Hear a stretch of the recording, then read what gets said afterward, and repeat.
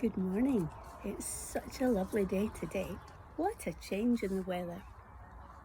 You know, when the sun comes out, it changes everything. Before, it was dark, it was cold, sometimes it was very rainy, and it was a long, cold winter. I stayed indoors an awful lot.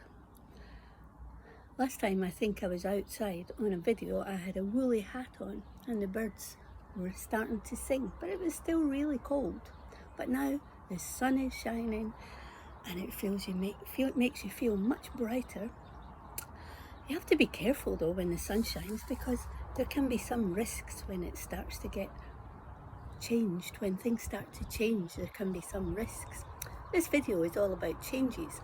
I thought I would use the idea that the sun has come out now and everything's starting to change. So I'm looking around the garden and all the flowers are starting to come up. We're going to have some lovely roses over on this side growing along a wall that really isn't very nice, so I'm not going to show you. We are going to change it, and over time lots and lots of lovely roses are going to grow on that wall. It's going to smell so nice too. Just now the wall looks really terrible. I just love when the sun comes out. I get to change my clothes, so I bought myself a nice new dress and all sorts of things start to happen. Look, this is what I was doing this weekend. I got out on the lakes and it was so beautiful. I was able to paddleboard. I did it for a long time. I went for a lot of miles, so I've got some muscles in my arms now, but they feel a bit sore. But it was such a wonderful time. Changes do bring risks. I also got some sunburn on my knees, so you've got to be careful. Usually when I'm outside I wear sunglasses because I need to be careful with my eyes. And if I'm on the water, and you've got to be super careful on water because you can drown there or something terrible can happen, and we wouldn't want that to happen to anybody at all. So I always wear a life jacket.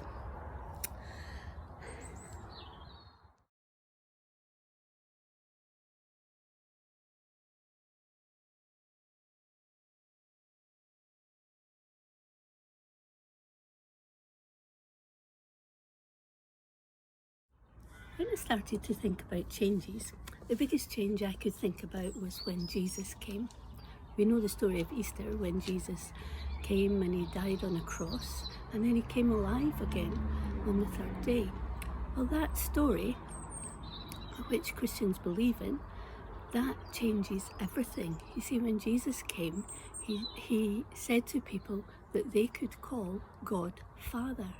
Now that changed a whole lot, because up until then people had been worshipping God in many different ways, but they were so afraid of God. They thought, because they felt on the inside that God didn't like them, that there was something wrong with them, because all of us know we can do bad stuff. All of us know that sometimes we get a conscience about something and we know it's just not right. And people thought, God is terrible, he's going to punish us for all of that. But when Jesus came, he said, call God our Father. Now, that's a strange thing, because you only get to call somebody Dad if he's your family. So he might be your dad that you were born to, or he might be your stepdad or somebody like that, but only somebody that is in your family. So what was Jesus changing? He was changing this idea that God was angry to the fact that you could be God's family. You could be essentially Jesus' brother. And this is what Christians believe, that we are the family of God.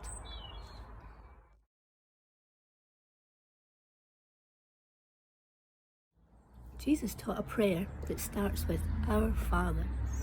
Our Father puts us in a relationship with Jesus. It means he's not far away and he's not angry with us all the time. Of course, dads can get a bit angry with his kids, but they wouldn't cause them any harm if they're a good dad.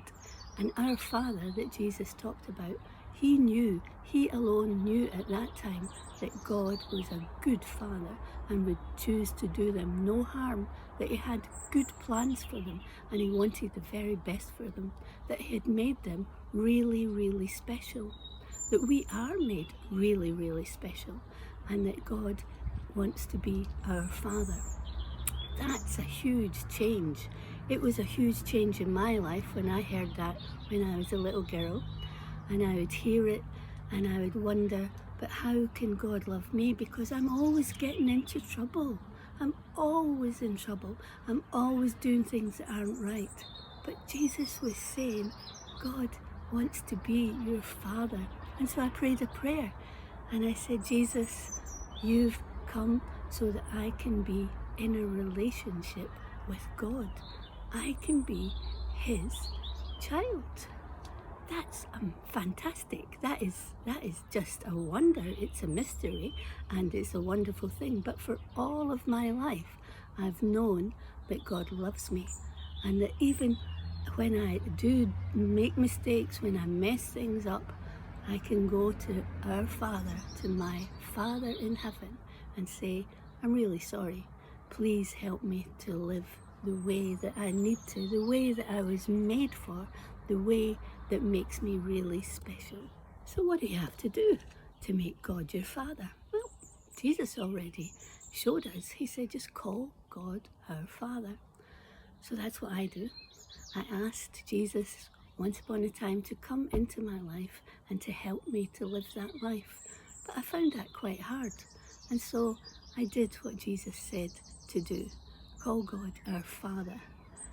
You know, my sons, I've got 3 sons, as you know, and there's always things about them that look like their dad.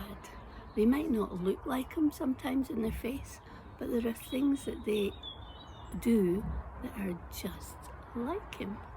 When my granddaughter, who I often talk about in these videos, was very small, she came to stay in our house. And when she went home, she said to her dad, Daddy, Grandpa is just like you. He's very funny and he tells the same jokes. And everybody laughed. And so sometimes a child of a father can be very much like that father. And when Jesus gave us a relationship with his Father and said, you can have God as your Father too, he put us in that relationship, which means we start to be a bit like God. And what is God like?